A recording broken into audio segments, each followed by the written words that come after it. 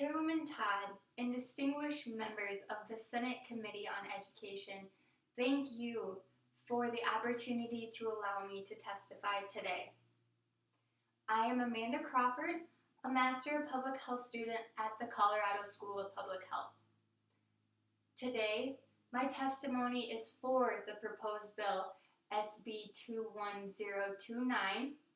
concerning in-state tuition classification for members of American Indian tribes with historical ties to right here in Colorado.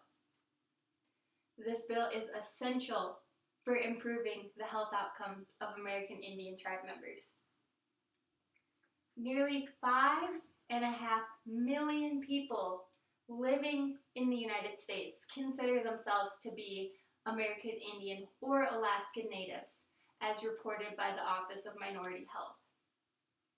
Students attending post-secondary institutions who identify as American Indian or Alaskan Native was approximately 1%, but more frequently has dropped below that percentage according to the National Center for Education Statistics. American Indian and Alaskan Natives have a lower life expectancy, lower quality of life, and a higher occurrence of chronic conditions such as diabetes, obesity, and addiction when compared to the general U.S. population. Innovative approaches will be needed in order to decrease these health disparities and improve the health of Native people. Social status, social class, and ethnicity have all been shown to be a significant social determinant of health. American Indians have lived in poverty at a much higher rate than any other population for many years.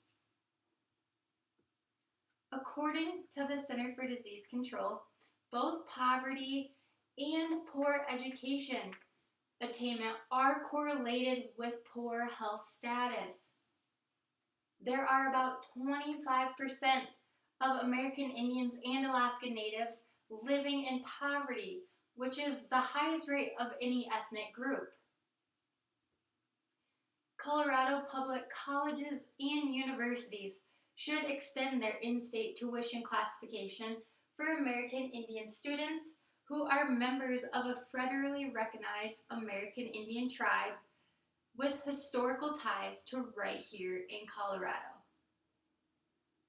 Many states have enacted laws providing scholarships, tuition waivers, and grant programs for American Indians, but they require the student to be the resident of the state prior to enrolling in that state college or university.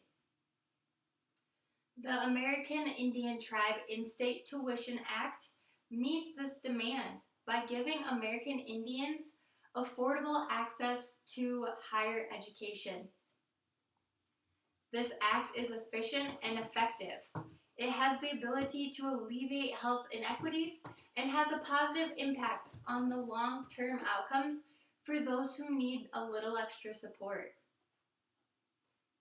It will provide needed support for American Indians, allowing them to learn about culturally appropriate economic stability, education, learn about social and community settings, and learn about health and healthcare in their neighborhoods, in their environment.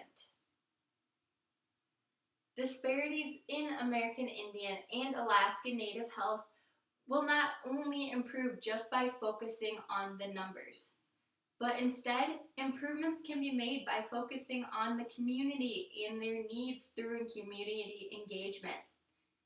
This is why we need your support to help alleviate these health inequities and improve the overall health of the Native American population.